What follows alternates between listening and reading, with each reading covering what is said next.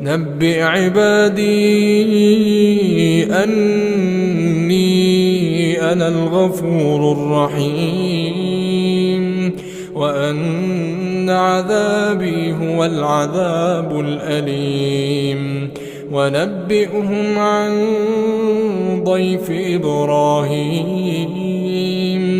إذ دخلوا عليه فقالوا سلاما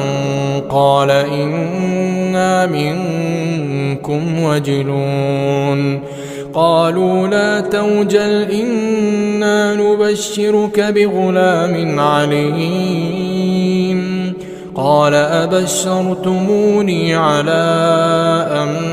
مسني الكبر فبم تبشرون